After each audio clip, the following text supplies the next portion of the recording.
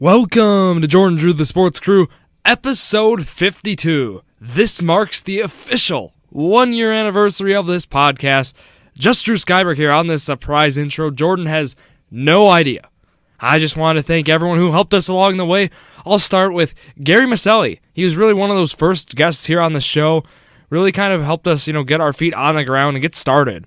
And then also, of course, the Bucks believer, Clay Taylor. He was that fill-in guy. He would always come on, talk Bucks. It was always a lot of fun with him. Of course, Mr. EWC Sports himself, Robert Shimmick. He's done all those wonderful high school episodes with me, and he just became a friend. A year now having him on the show. And then also, of course, Isaac Ferguson. He's done a lot of hard work. He's helped us with our logo and business cards, and he's just been a great helping hand, I'd say. And then Devin Argel. He was our media man. I mean, he still is, and we cannot thank him enough for all the work he's done. The Journey to a Million crew, my guys, Zach and Jared, you guys have been helpful along the way, and it's been a lot of fun, doing our show on Fridays, and then just, also being there. Zach's done a couple episodes with me, Jared's done a couple episodes, and they've been just great friends as well. And then, of course, all of the listeners along the way, for their support, advice, critiques, and encouragement. I appreciate each and every one of you. Just to name a few here, Noah Bratz for being a fellow podcaster and supporter along the way. Kane Youngbooth, he was a true Jordon and Drew the Sports Crew pioneer.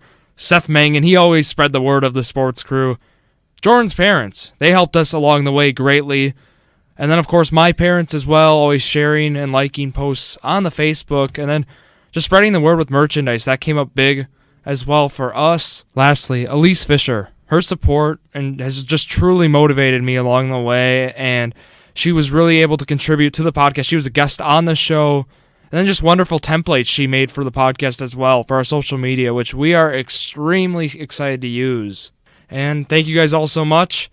And then, okay, here it is. Lastly, I got to thank my co-host, the Jordon Lawrenz, for being a co-host, a lifelong friend, a supporter, and a brother all in one.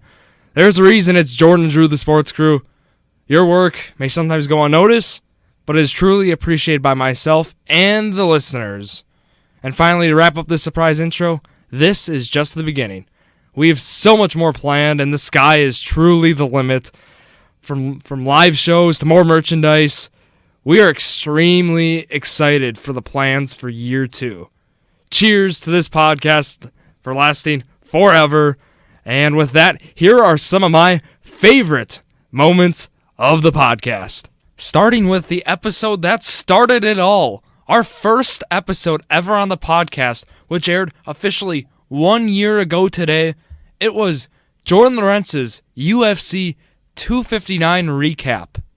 Hello everybody, my name is Jordon Lawrenz, and this is my UFC 259 recap. Ladies and gentlemen, welcome to Jordon and Drew, the Sports Crew. I am Jordon Lawrenz, a freshman at the UWGB Manitowoc campus. Yes, I do live on campus, in case you were wondering. I can't pass up the opportunity to congratulate you and Valders on an EWC championship in ice fishing. S'mores is our winner here on Jordon and Drew, the Sports Crew March Madness Blizzard Edition. Ladies and gentlemen, welcome. The 2,000-point scorer, Seth Mangan. How you doing, Seth? Ladies and gentlemen, welcome to episode 1. It is the first ever episode of the Summer Sports Spectacular. Back here on episode 2, and for the first time ever, we have a special guest here on the podcast. This man runs the EWC boys basketball account on Instagram. He has his own podcast now, which I know Drew got me into, and I was listening to it through the end of the season especially. Very good stuff. This man is the voice of the Brilliant Lions. He is a future UW Oshkosh graduate. Ladies and gentlemen, the one and only Robert Shimmick. Robert, how you doing today?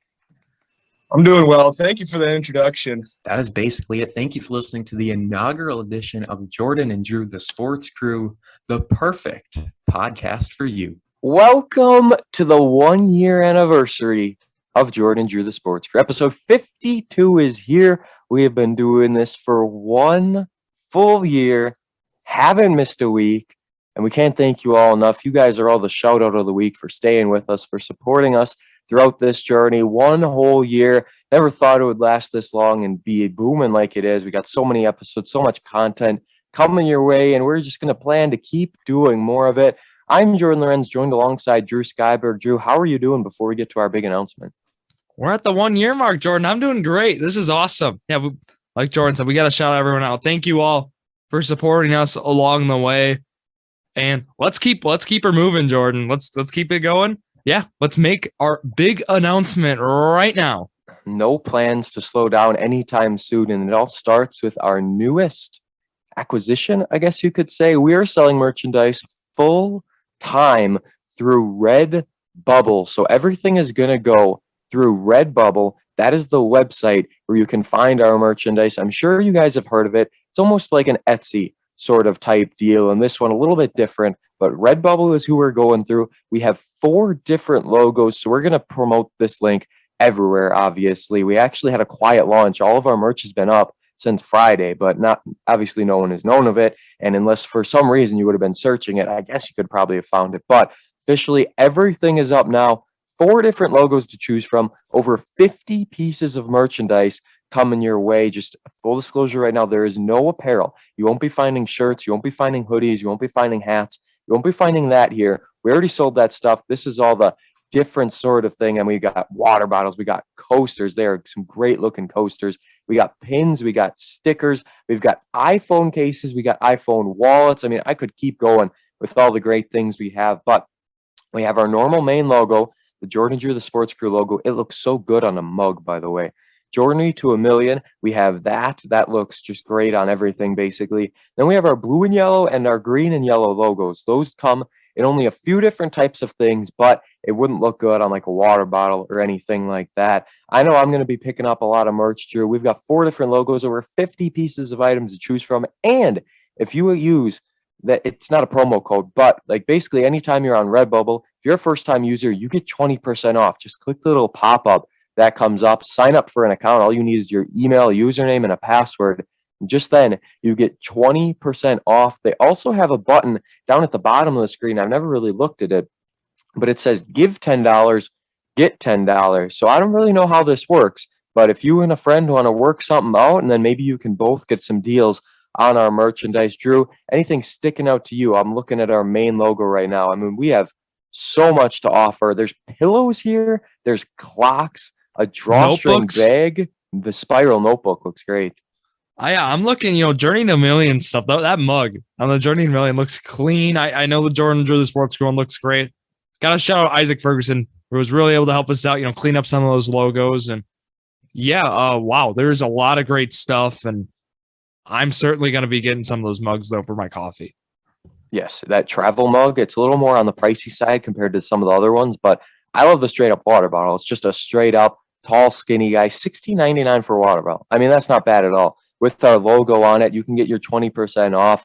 And trust me, guys, we put these prices, we got to pick the prices, and these are about as low as we could possibly get them. I mean, we're messing with a matter of cents at this point in time. So prices mostly affordable on everything. There was like an iPad skin that was like close to $40, but it's like, who even has an iPad anymore? And if you do, there's something for you to get it. So we kept the prices as low as humanly possible. We're doing this for you guys, for the fans, as a reward for our 1 year anniversary. So much merch over on the Redbubble. We'll put that link everywhere. Where you can find us on social media, Jordon Drew _ Sports Crew on the Instagram. I feel like we're getting close to 400 followers. I mean, we are, yeah. We keep moving our way up. I'm going to get the exact number right now at the time of recording. We are sitting at 379. We are getting very, very close to 400. YouTube, that's another big one right now. Still 2 subscribers away from 50. We would love to reach 50 for our 1 year anniversary. And we're also on Facebook, Jordon Drew, the Sports Crew, and Twitter, JD Sports Pod. But anything else, Drew, as we've talked about our Redbubble and our 1 year anniversary? We got to make one more announcement. Coming later today, we'll be talking more about it. March Madness is coming to the Sports Crew. This is going to be insane. Not a DQ March Madness. That might happen again, but maybe we'll do a fun one. We have an NCAA March Madness pool we are going to make for the Sports Crew through the NCAA March Madness app. $5 entry. More details will be released later today. And just check out our socials to really enter. This is going to be a lot of fun. We're hoping to get a big pool of people. sports-minded people, of course, and get some family, friends, and all the listeners, of course, in this pool, Jordan. Anything you want to add with that?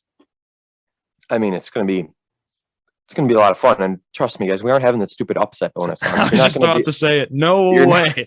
You're not going to be able to win. I've seen so many times, like, I'd finish like third or I'd finish like fifth, and the guy in first, he picked like a 14 seed to actually win, and it happened. It's no way are we turning that bonus on, and you're going to have to earn every single bit of it. This is going to be a tough year for March Madness.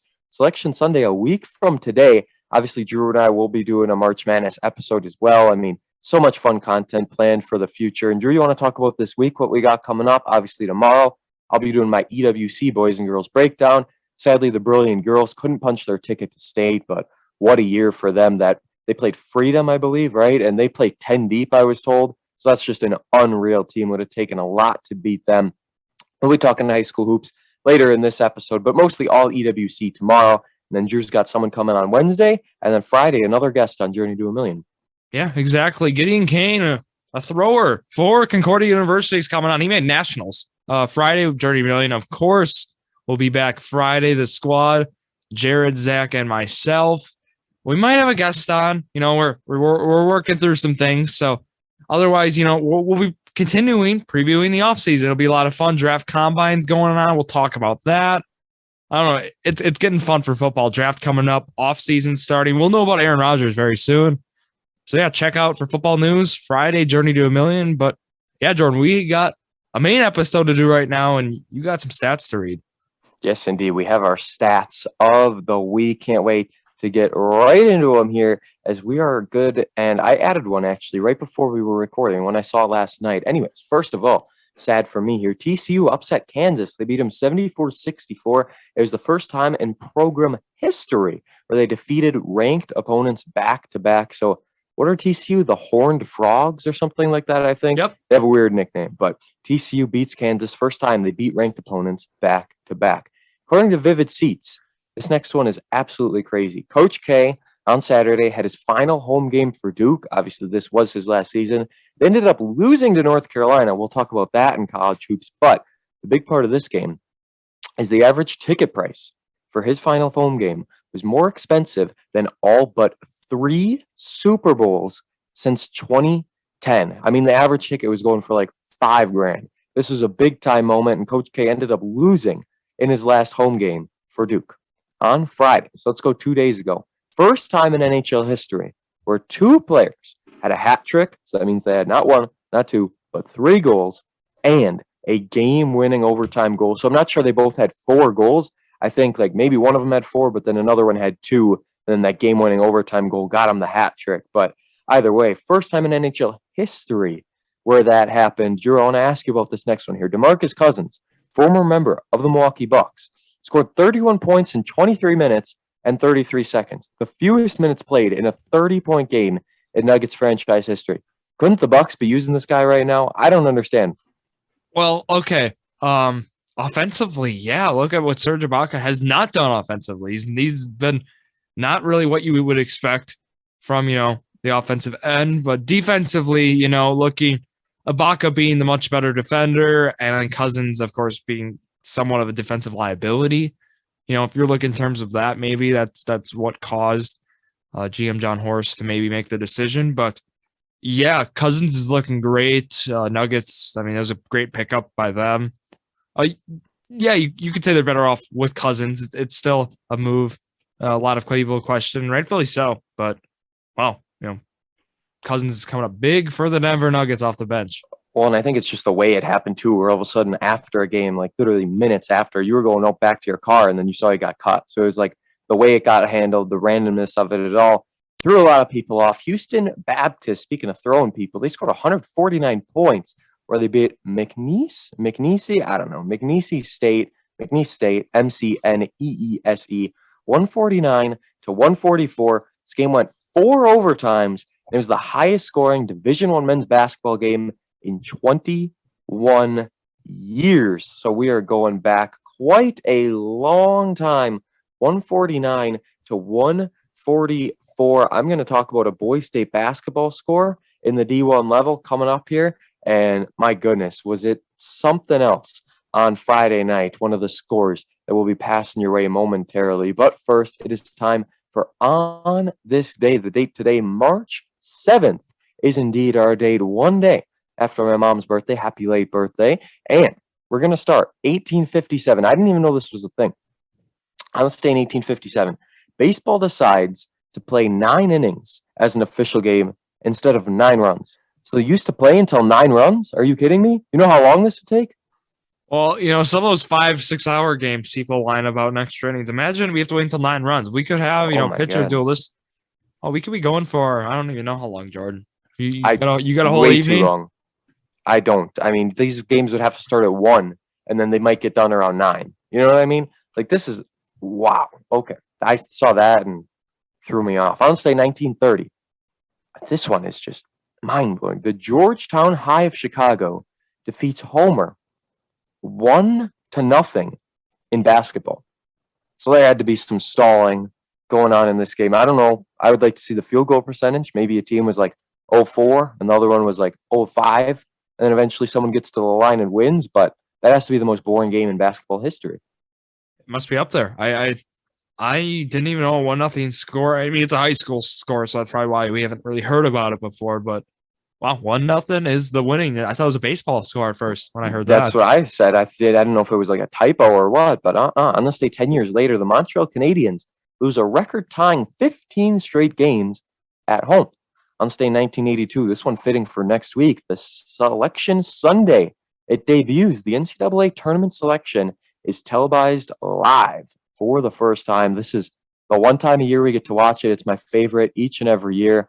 Love every single second of it. On this day in 1986, Wayne Gretzky breaks his own NHL season record with 136 assists. Big time there from the one and only GOAT of hockey. On this day in 1996, Magic Johnson, second player in NBA history to reach 10,000 career assists. So good for Magic Johnson. And let's go 6 years ago on this day, Peyton Manning announced his retirement from the Denver Broncos. Drew, real quick, do you think, I don't know if he'll play this year, but do you think Tom Brady's coming back? It certainly seems like he's already bored of retirement, and there have been people saying he's coming back this year already. I don't think so. I think he's coming back, but it won't be this year. No, well, long bet of the week. It could be.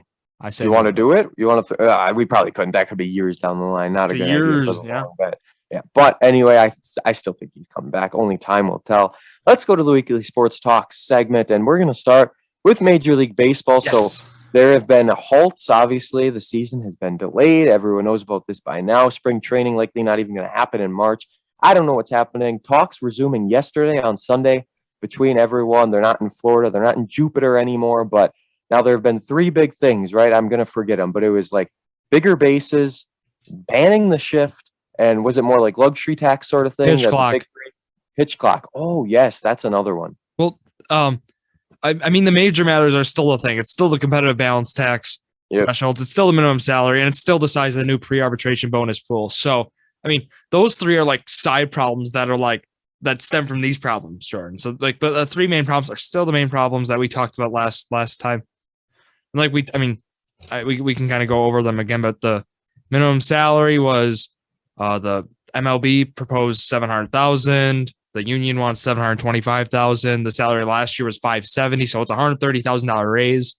But the Players Association, they want an extra $25,000 with that, so they want a $155,000 raise. So I think they're getting a little greedy there. That's a little problem there. Pre-arbitration bonus pool, that's for players like star players who can't hit arbitration. Arbitrations in years, 4 through 6, I believe is how it works. First 3, then you don't hit arbitration. That's the reward. The new up and coming stars. So let's say, Fernando Tatis, his first 2-3 years there. And, it would have rewarded him for his great success because now I believe he's going to be, based on service time, arbitration eligible in these upcoming years. So, it's just to reward star young players basically as they're kind of what keeps the game moving. Your Ronald Acuña's, right? Those guys. So Tatis, of course, but talking about let's talk, Jordan, about those 3 things you mentioned to start. Your thoughts on each of them. Yeah. Yeah, okay, so I'm going to read this tweet real quick and then we'll get into him. So Bob Nightingale, we love the guy, been carrying the lockout on his back. He tweeted out earlier on Sunday, MLB Lockout Day 95, the MLB Players Association is providing a comprehensive written proposal to MLB officials early this afternoon in New York. It's the first proposal exchange since Tuesday in Florida. So it's just good to see they're getting back on track, but I'm very confused. Bigger bases, I don't really understand. I know you're going to explain that one to me, but I don't really get why that's a thing. Banning the shift would be very controversial. We've seen so many teams implement it on basically every single play. Every guy's coming to the plate. They have something planned for them. I'm not going to lie, I wouldn't be against it, but it would certainly change the game quite a bit. And pitch clock, I mean, they've kind of already done a little bit like this, but now they're going to revamp it a little more and put more effort into it. I'm not against the pitch clock. The shift is going to be one of the big things because there are going to be a lot of GMs out there and managers who are not happy with the shift being banned. Yeah, you're spot on. I want to talk about that as well, but I'll start with the bigger bases. They're talking, enhancing safety measures is the main thing with it. So it goes 15 to 18 inches, I believe, is kind of what they want. So a 3-inch increase in the squares, and then it will also feature like less of like a ramp. It's called so like what goes up on the Oh. okay. And the thought behind this is a safety. So, the bigger bases, the less, maybe we could see cleating, we could see, less just injuries in general with the bases. Cause we've seen injuries, even sliding into bases, diving, running to first. I mean, there's been injuries.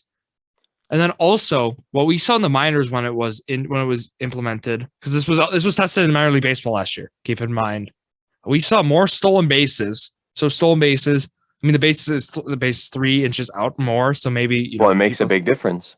Yeah, and now it just people. What I personally said, as a player, maybe just feeling more comfortable stealing the base.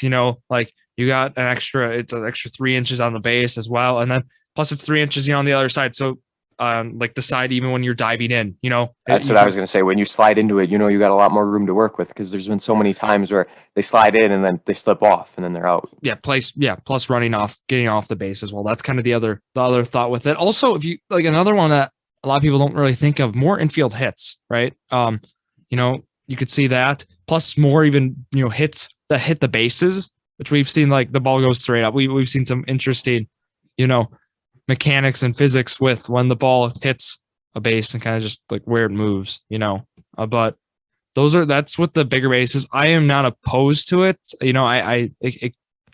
If it proved it went well in the minor leagues, I'm cool with it, but it's one of those weird things. I'll talk about shifts, Jordan. My proposal for shifts. Yes. I know you want them banned, right? Is that your stance? I'm not against them being banned because it's really impacted the game and it changes it a lot. Yeah, and because it does that, why don't we limit it? How about this? Like that mound would visits. Be a little better. Mound visits are limited. I know you could make the argument of how many things are we going to limit? Are we going to start limiting everything? I think we set a limit for how many times you can shift a game per at bat. I was actually talking to Zach about on the Journey to a Million about this, throwing out some ideas. I think the number around 5 was thrown out in our conversation, but I might lower that for 5 at bats. I think maybe like 3 at bats. You get to, and then Joey Gallo's been the one who's had a big gripe about it. So his argument would be, well, they're going to use it on all 3 of my at bats. So the whole thought is, if you want to make it, baseball's a game of strategy. If you want to make it strategic, maybe limit how many times you can shift, not ban it, because banning it takes out so much strategy, Jordan. It's, baseball. Yeah, I guess definitely that's better off. Because I cannot have, a game that's just renowned for its strategy, have baseball just take away the strategy components of the game. It doesn't make sense to me. And then plus, what are you going to do then? It's almost like teaching young kids like a zone in, a zone in youth. It's usually not really something people recommend to do. And now, you can make maybe the argument that kids are getting taught to shift more, maybe like not even play their own position. I don't see, maybe. Well, I mean, yeah, that's kind of true though, because sometimes they have the third baseman basically in right field all the way back. So it's definitely a big thing in baseball. Yeah, because if you ban the shift, and then still other levels are going to have it in. So then like you can't shift in majors, or it might be a weird adjustment, right? Mm-hmm. Even for hitters, that's kind of like the one thing I look at. If you shift at such a young level, it's really hurting it could be hurting hitters, and it's a strategy aspect, implemented by coaches, but which I like it. It's just because people get burned by the shift, and then everyone just says hit it the other way, which there is some truth to that, but a lot easier said than done. A lot easier said than done, and plus now we have people throw 94 mile per hour sliders. Hitting the other way. That one. Try like a guy like Joey Gallo, have him, take a 94 mile per hour slider on the inside, inside corner, take it the other way. That's Easy, not going to right? happen. Yeah. So if you're in agreement with me, I think we limit it, 3 to 5 at bats, maybe. Maybe you can only use it one per player. So then, like, if there's some rule like that, Joey Gallo can't even. True. Or even if you did like 1 or 2 per inning. There are options, and maybe you can only do it for like a pitch. I wouldn't like that. I mean, no, that'd be dumb. I think it would be too, because how long the at bats are. That's why it needs to be an at bat long thing. But I'm sure people are gonna propose something with you can only do it for a certain amount of pitches. There's gonna be some way they have to limit it if they were to limit it, and going by at bats would be the most logical. I think the most logical, but we could maybe see them try to make something with pitches. I don't know how it would work, but. It's all just making the game more confusing as well, because then there's so many more rules and more things you have to follow. Yeah, that's the other thing. That's like adding, how many more things we have to track. That's the one thing that hurts the whole idea of limiting it in any way, shape, or form. Pitch clock. I'm for it. I mean, I don't, we 100%. Yeah. I don't even think this doesn't hurt the game at all. No, and it depends. I think what do they want it at? 30 seconds, 20 seconds. I mean, we've seen a different experimental times, so I'm not really sure what the proposed pitch clock would be, but we've already see a timer that goes off in the the baseball fields, the diamonds. Yes.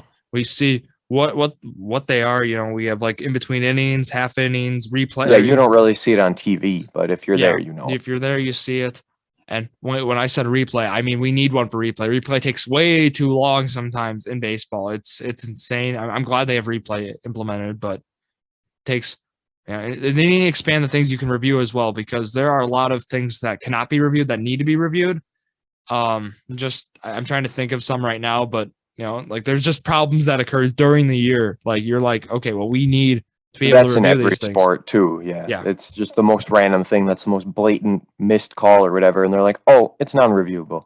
It's like, well, shouldn't everything technically be reviewable at the end of the day? Like, what's the point of replay if you can only review A, B, and C? Yeah. And that's the big, discussion for that. Basketball, I feel like does a pretty good job, having things. Sometimes they're a little long though. And then sometimes they'll go to the monitor about 3 times in the final 2 minutes, because was it a foul or not? Was this tipped out by which team? Like it can be a little excessive, but for the most part, it's all right. Yeah, I guess you put it like that, but it's just overall, the officials rely on replay a little too much now in all sports. And I like replay though, because it makes sure calls are good. No, it's needed, but I just feel like sometimes the officials are like, well, we'll just go to the monitor. Yeah, it can kind of be like a safety valve. Exactly. But with those 3 features to wrap up here, I think those are. I think we got to modify some of what they want to do. I think we have to modify the word ban into shifts, maybe restrict, limit. But otherwise, the bigger bases, why not? Pitch clock, why not? Right? I think those would be. And if you want to make the game more fun, more stolen bases is certainly going to make people happy. I'm going to do my rant for the 12-team playoff one more time. It's just 14 team or 12. It's 12. It's going to be 12. It sounds like is what they compromised at. I'm not against 12. The reason being is, Jordan, a sport that's already, seen the regular season not valuable, right? Being 162 games, it just got less valuable, right? Because now you got extra 2 teams making the playoffs. And really, if you think about it, the more valuable, like if there's only 4 teams, let's say that made the playoffs, or 6, right? The more value you'd see in the regular season, as the better you have to perform to make the playoffs.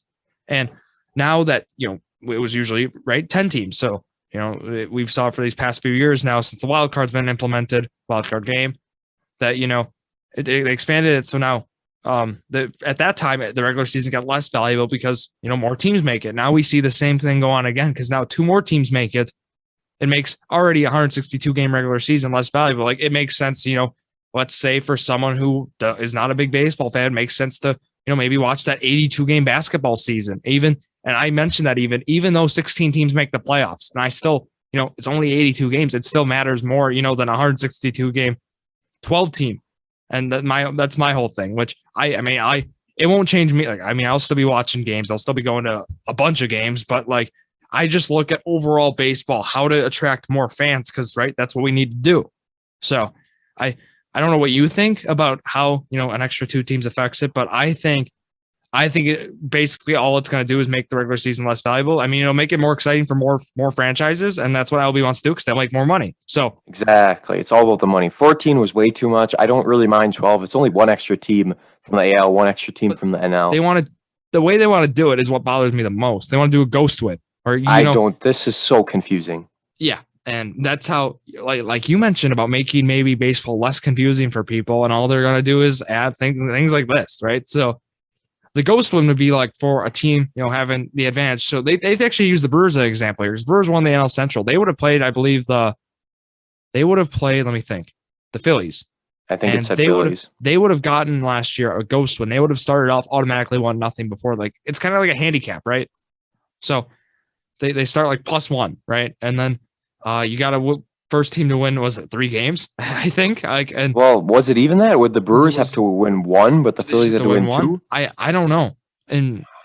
But baseball is such a sport, where teams can get hot. We saw the Braves. Look, they weren't the best team from start to finish, like in the 162 game season. They weren't, but they got hot at the right time. They played very well in the second half of the year, and they won the World Series. And all I'm saying is, the 80, looking at teams that were like that played great the year from year start to year finish, like the Giants. Look, they got upset, right?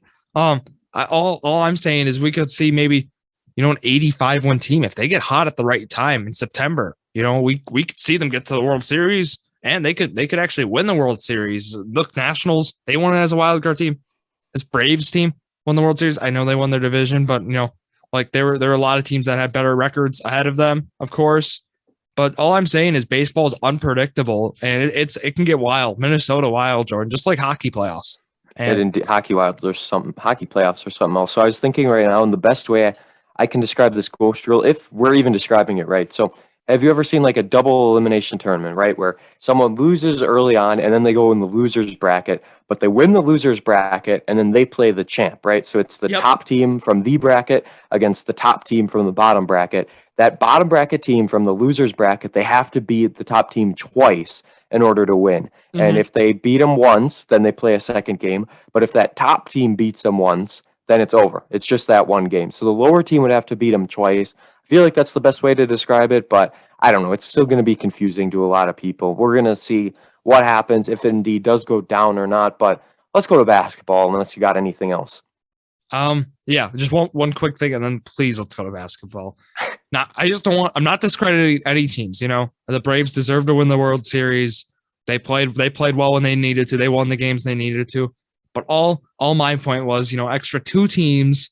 We're gonna see teams with less wins get in, and therefore we'll see teams that wouldn't have maybe even gotten in years past win the World Series, and I don't think that's right. So that's my tied up all loose ends to that. There we go. It's baseball, right? We're still talking about it, even with all this lockout and everything. They're keeping the attention on themselves, which I'm sure is what they wanted. Manitowoc Lincoln Ships Friday night head to Marquette High School, the Hilltoppers, and they beat them 77-74. They were down 44-30 at the half, and they came back to win this game, beating them by 3 points. Obviously, got to talk about the end of this game. Ships up 74-70. There's about 30 seconds left. Marquette's coming down with the ball. They're passing it around. They miss a shot. Get an offensive, or actually, no, they didn't miss a shot. Spencer Regan blocks a shot, but it tipped it right into one of the Marquette players. They got their own offensive rebound. They're running with it. About 15 seconds left. Top of the court. Top of the three-point line. That money shot straight on. Hits it. Gets fouled. The one thing you cannot do. Gage Cornell fouls on the three-point shot. It's a 4-point play. They make the free throw. Chips dribble it up, 10 seconds left. Tad Cornell calls a timeout. Lincoln sets up a play. It's for Mattis to charge it inside. He takes it, stops, didn't have anything open. He was supposed to kick it out left to Brock, but Gage Cornell was sitting open at a kind of, not a corner three, but it was not most centered three either. Hits it with 2 seconds left. And the most intriguing part, Obviously, Gage Cornell, the hero in this game, nearly put it in overtime and would have cost him the game, but he didn't. He made the three-pointer. The most intriguing part, he hit the three. There was 1.9 seconds left. They went over to the table during the Marquette timeout and put more time on the clock. They put 2.6 left on the clock. Have you ever seen this in high school before? I have, yeah. No, it happens. I think that's ridiculous. You don't know when the ball went through the net. No one's watching that. They're just deciding they're going to put 0.5 of a second left on the clock. Either way, Marquette didn't make the shot, but I think that's ridiculous in high school. You don't have video in college, like you're able to review it. And I don't know, that rubbed me the wrong way. Judgment call, yeah. And can't happen in high school at all. Then they played De Pere Saturday night, second-ranked team in the state, lost to him twice already in the regular season. They were down at the half, just by a little, though. This game was tight all the way throughout. Tad Cornell forced to call 3 timeouts in the first half of both of these games. He called 3 timeouts in the Marquette game, 3 timeouts in the De Pere game, only had 2 for the second half, and that kind of cost him at the end, but had to do what he had to do to stop the momentum in the first. Ships only had 1 lead in this game. They were up by 2. Other than that, there were a bunch of ties, bunch of De Pere leads, and finally De Pere wins by 5, 59-54, and it was just very unfortunate. Ships hit a 3. Mattis hit one. They were around 6 with 11 seconds left to go. Free throws missed. Ships go down, hit a three-pointer. There's like 6 seconds left, but by the time De Pere inbounds the ball, because Lincoln didn't have a timeout, there was only 0.8 ticks left on the clock. They knocked down both free throws to win it. Officiating definitely not in the strong suit of Lincoln. Tad Cornell very frustrated after the game. It's been a thing all year long, basically. And, it's very, very unfortunate that the game kind of got taken out of their hands late.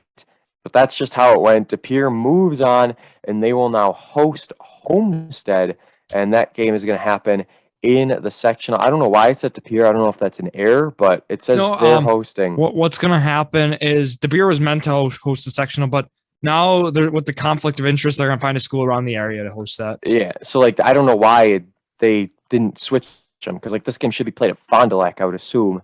Is they switch them with the sectional 2 here, but I don't know. Either way, the only other D1 game I wanted to talk about, Bayport beat Kaukauna 112-98.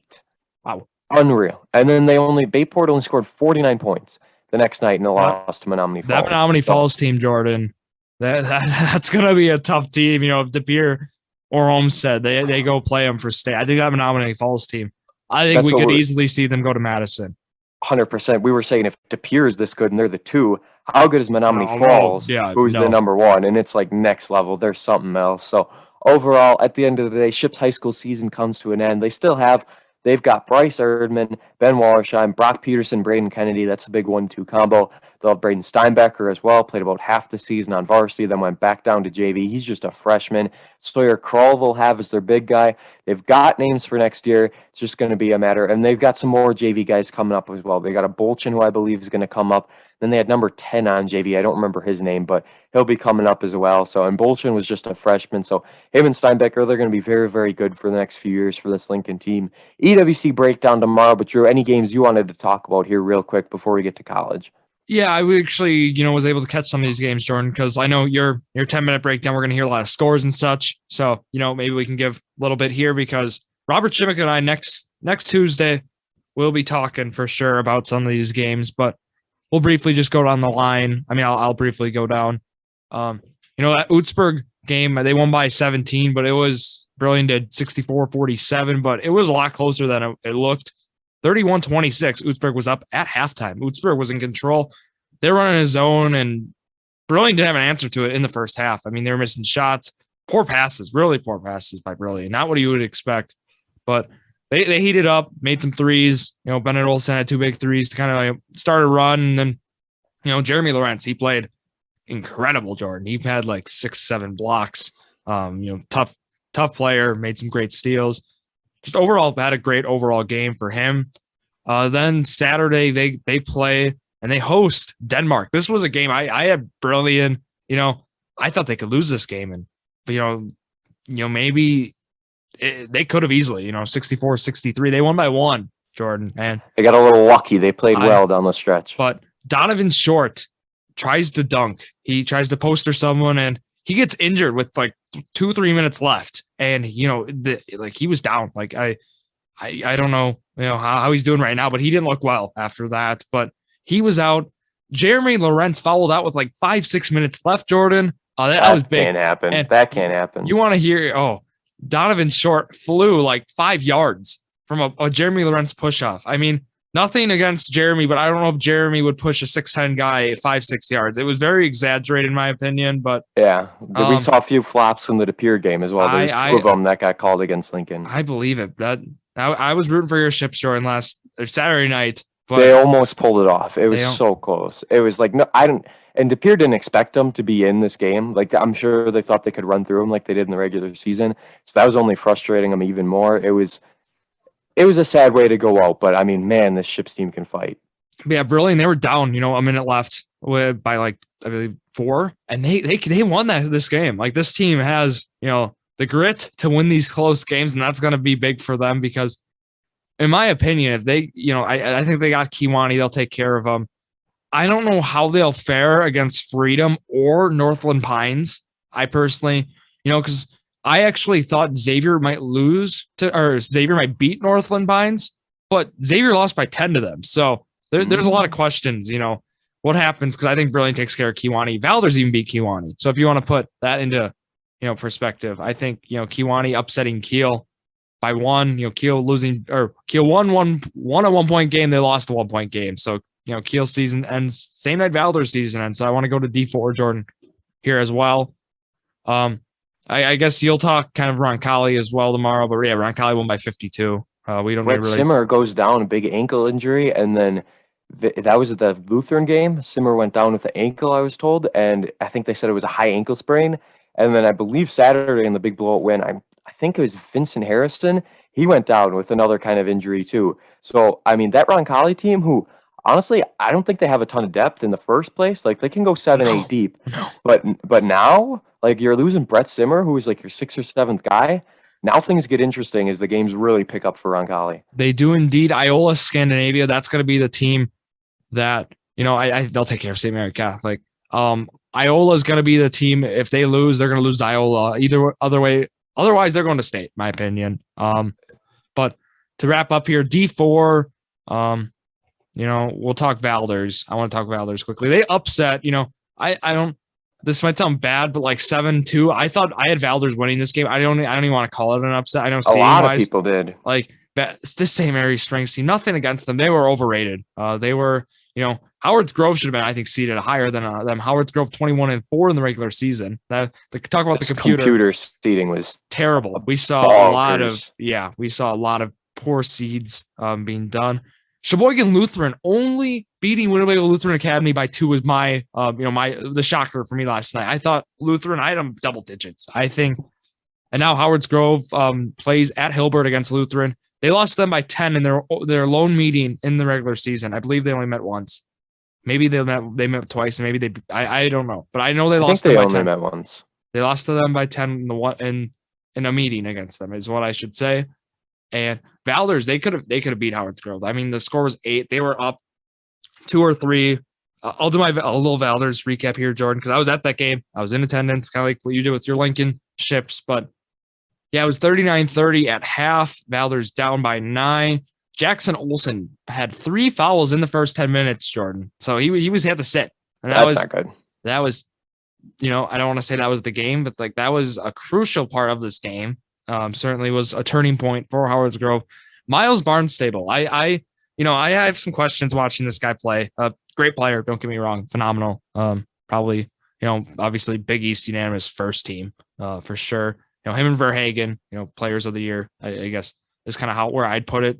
But wow, Mason Myers and Cole Hovey. I mean, I know he finished probably at Barnstable. Stats are now, it was around 24-25, but Mason Myers did one of the greatest jobs I've seen, defending a top player. He really, held him in check throughout the game. He got, his points, Jordan, came at the end, a clear path foul. So he got 2 free throws to seal the deal. He had probably like 6-7 points in time where it was like, okay, well, the game's kind of out of hand. It's just free throws back and forth, right? So otherwise he was around 15 to 17 points. It was, they played him well. They played him tough.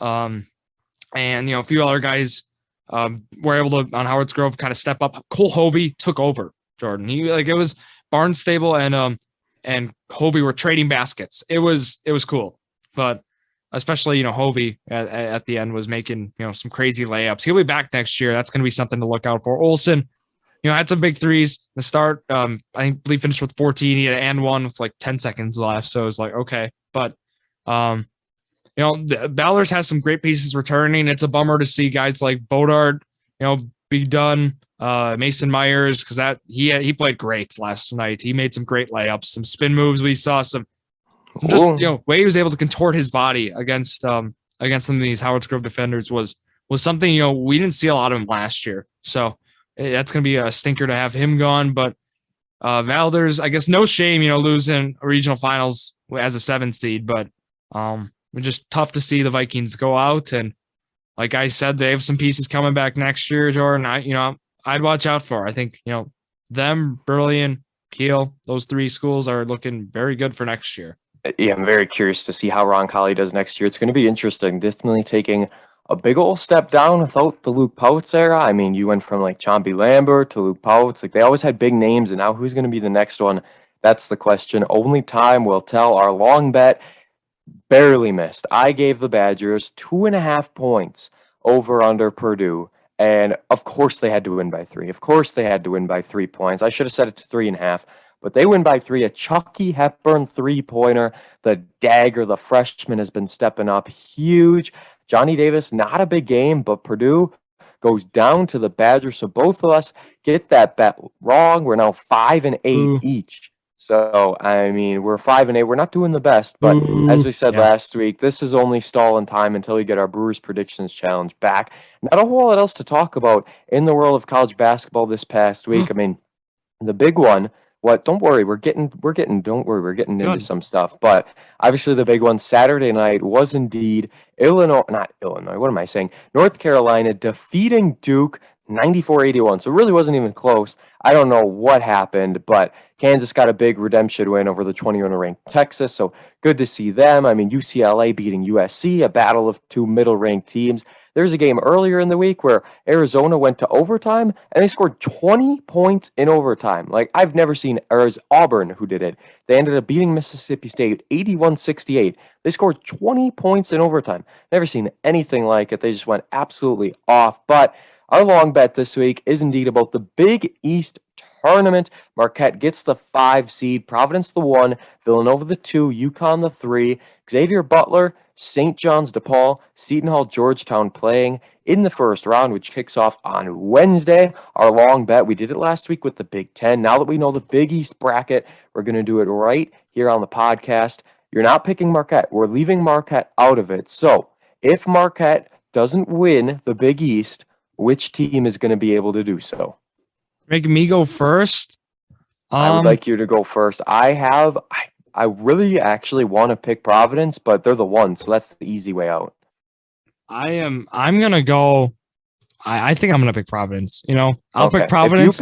If you pick Providence, I'm gonna go UConn then. Oh, that was my other one. That was gonna be like, okay, well, I'm gonna take either Providence or UConn. I'm not taking Nova. And you said I couldn't take Marquette. Should we go heads and tails to see who gets it? Yeah, because I'm confident with either of those 2.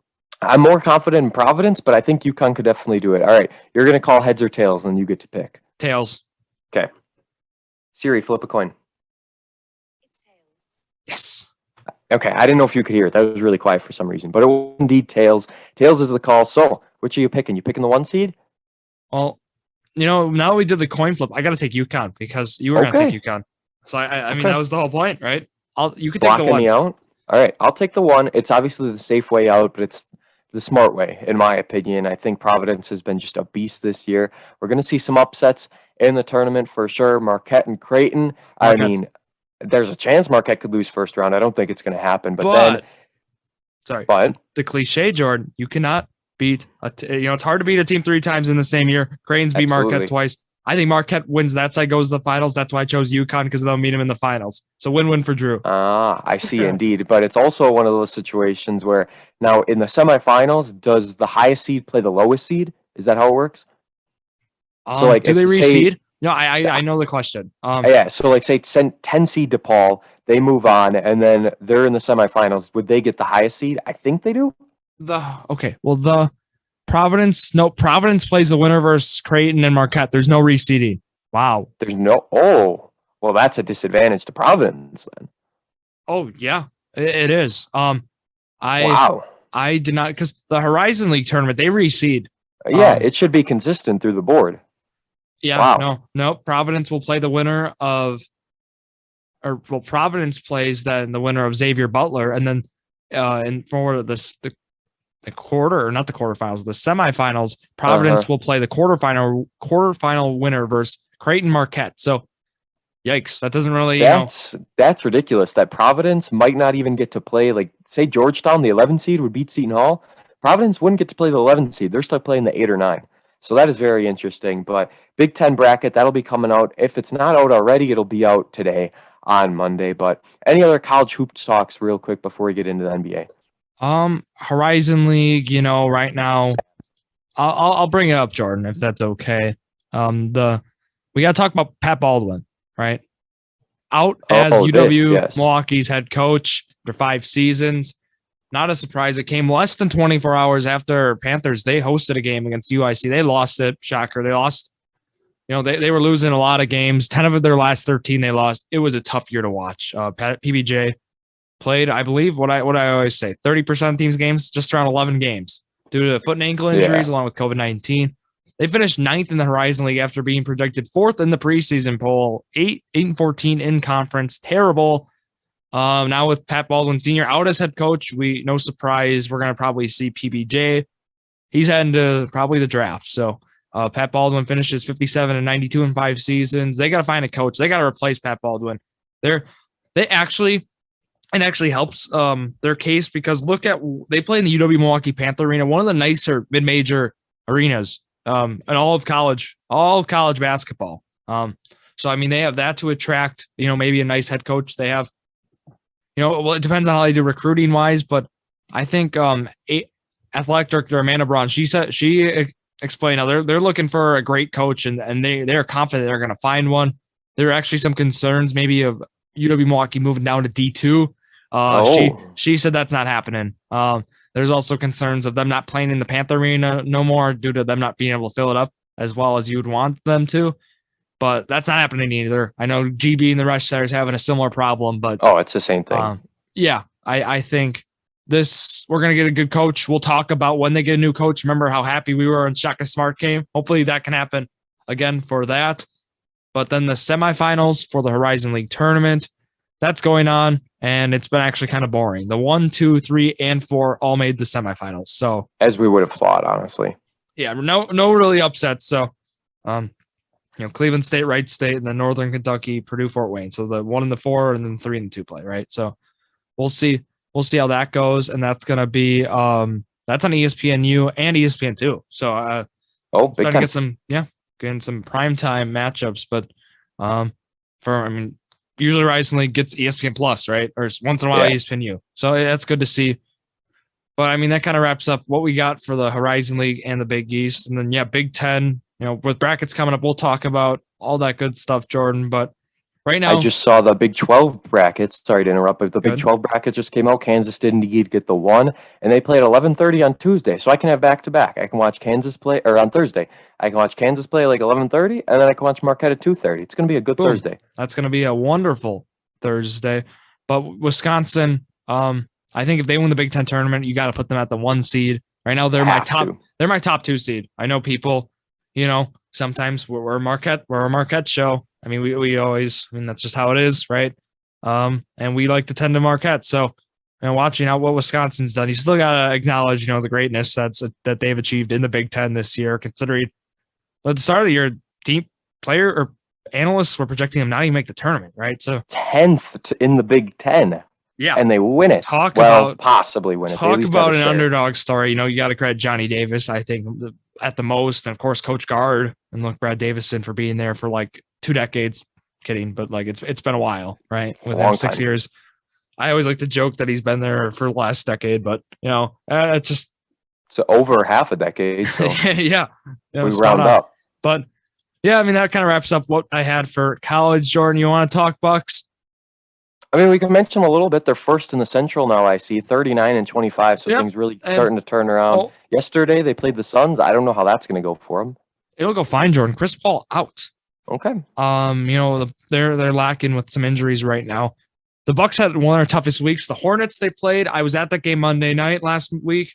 They played a Hornets team that they lost to on a back-to-back. Both times they beat them. They took care of them. Then what happened was they played the Miami Heat. Drew Holiday hits a buzzer beater to win the game. That was back and forth Wednesday night. That was a wonderful game. Both teams, trying to win. Heat being a 1 seed there, and the Bucks took it to him near the end. Drew Holiday, like I said, buzzer beater. Giannis had some big plays, of course, defensively. It's what you expect. And then they beat the Bulls Friday night. That was Grayson Allen. He went to Chicago, so the United Center they were at, and that as we know, got quite a reaction. I saw Alex Caruso he injured on a flagrant 2 foul, and he got quite a reaction back. And then Allen after the game proceeded to say that was kind of weak by Bulls fans. He's heard louder in college, so that might not be the best thing to say, but he's actually not wrong though. Derek Jones Jr. actually he tried to hurt him. He could have been ejected for a foul he had him. It was a flagrant one. He elbowed him basically in the face. And it looked pretty intentional. I thought he was gonna get tossed, but they only gave him a flagrant 1. So that was very generous by the officials on the review. But Bulls can't be good teams. I will keep saying it. They haven't proved to me. They've lost 4 straight and they've played winning teams. So Bulls, they haven't beat the Bucks yet this year, and that's a weakness of them. They are able to just feast on the bottom feeders, and that's kind of where they are at 39-25. I still like this Bucks team. I'm confident in them getting a 1 or a 2 seed. But I don't think the Heat get the line. I think it's going to go 76ers, Bucks, Heat, something like that. But all right, that's my prediction. I want to talk about how well DeAndre Bembry and Javon Carter have played, both coming from the Nets defensively. These guys have been big because, we've seen Rodney Hood gone. George Hill's been out. Connaughton's been out. These guys have been, stepping up and playing kind of those roles, coming off the bench, being these glue guys, brings the team together. PJ Tucker, I might give a player comp to DeAndre Bembry, how they've been playing. Javon Carter's, like I said, has been a tough guard as well. I watched these guys Monday night actually in person, guarding like guys like LaMelo Ball and Kerry Rozier, and they played very well. Coming up on screens and just getting through some of the tough screens that were being set by Plumlee, Oubre and such. But yeah, I look confident with this Bucks team. Like the moves that were made, the Cousins one still, it might be one that everyone questions, but other than that, I think they've made some great moves for a nice postseason push. Absolutely. Only time will tell. We'll have to see how they do postseason coming up. It's getting there. I mean, we're winding down in the National Basketball League season after the All-Star break. Season 5.5 of trivia. We've had a season 4.5. Now we're having a season 5.5 of trivia. This is redemption trivia. We've had 5 full seasons, 50 questions. That's like 250 if we can do the math correctly. But now here we are, redemption trivia. 10 questions you got wrong. I pulled them from seasons 1 through 3. So a little bit older, not going to be the most fresh in your memory. And I'm going to be honest, there's some college mascots on here. I put 2 on here. No. Just because we can go back in the day. Yes, indeed. We're going back. Let's start with this one. When was Lambeau Field built? You got this one wrong. Was it 1950, 1938, or 1957? See, I'm going to say, okay, I think I said 38 on this one the first time, so I'm going to say 50. You said 50 the first time, it's so that's 38. pretty funny. No, it's 57. I think you said the exact same thing the first time as well, which is very funny. Obviously, I'm not going to tell you which one you said the first time around because that defeats the purpose and makes it easier. All right, next question. Staying with the Packers. What year did Brett Favre win his first MVP? And I was mean. I didn't give you options back in the day, so you just had to guess. And you were very close. I'm going to say 92. Okay, it was 95. And you guessed 93. So you were very, very close in there once again. And I don't expect you to do well on this because I was hard on you back in the day. The original wiffle ball had how many holes? Oh, yeah, I remember this crap. You were 1 off. Come on. You were 1 off. Yeah, because I said, I'm going to say 7. It's 8. You guessed 9 the first time. And now this is great. This is good stuff. And now we're going to get to college mascots. All right. I pulled 2 from, I believe this was number 2 of college mascots. The mascot Big Red belongs to where? You answered Louisville. It was not Louisville. Where does Big Red belong to? What team? That was a good guess. Just saying. That wasn't a bad guess. Do I even get a conference? No. No, I didn't give you that. It's just this. Oh, come on. Big Red. I'll say. I gotta think of a school that's red. St. John's. Western Kentucky. And now that this is funny because the next one is Lil Red, and you answered St. John's for Lil Red. So now, Western Kentucky was Big Red. Who's Little Red? I'll say Louisville for this one. Nope, Nebraska. Uh, I thought that one was easier than Big Red, but it's okay. At the end of the day, we're just not going to count those first 5, right? Now you got these next 5. You're going to go 5 of 5. I have a lot of faith. Name one player to win the MVP award 4 times in 5 seasons. You said it was Kareem Abdul-Jabbar. It was not. There are 2 players. I need you to name one of them. I'll say LeBron James. Yes, LeBron James did indeed do it. Bill Russell was the other one. So not bad. You got the one, which is all you needed. And the next question, you've got options here once again. We just talked about it, actually. The UW Panther Arena. What year was that built? Was it 1950, 1969, or 1985? Okay, well, originally, 69 I would have been ready for the Bucks season. But that's something I probably would have said because I would have known that. I'm going to say 50. Yes, that's exactly what you said. You did say 69. It is 50. So I told you you're going to go 5 of 5 here. That was very, very impressive. Now, basketball video games. We're going to this category. The Harlem Globetrotters video game. What year was that released? Was it 1990, 1994, or 2000? I'm going to say 1990. Yes, you did it. Yes, got it. You said 94 the first time, but it was 1990. You got it. And now as it got easier, right? It got easier for these last few. These all have options. Choices now, yeah. Yes, that's what I'm saying. Trivia got a little bit easier as we moved on. I noticed it was a little hard to start. What rank is Adrian Peterson all-time rushing? 3, 5, or 8? Ooh, okay. Well, let me. I'm gonna say 5. Yes, it was 5. You said 3 the first time around. That was incorrect. It is 5, and I'm sure he padded the stats a little more this year. He got a few more. Haven't updated, obviously, since. Final question. The Atlanta Thrashers were an NHL team until what year? 1997, 2005, or 2011? See, this was one I actually didn't know about, and I'm going to say it was 2005. It's 2011. You were close. First time you said 97, 97. now you say 05. But 11 seems a little recent, and it indeed was 2011. 4 of 10 on this trivia, but it doesn't matter. It was just a fun way to end the 1-year anniversary. Going back in time with trivia shows the evolution of how hard it was earlier. Then it got a little bit easier progressively, but we'll plan on season 6. It'll be coming up soon. If not next week, the week after, we'll see. We'll figure it all out. And Drew, shout yourself out on our 1-year anniversary. Yeah, you guys know the drill. Drew Skyberg, DRAWSKYBERG on the social media platforms. Our Redbubble store is up. We'll put that link absolutely everywhere. Join our March Madness bracket pool. We can't thank you guys enough for the support and listening to yet another edition, the 1-year anniversary of Jordon and Drew, the Sports Crew, the perfect podcast for you.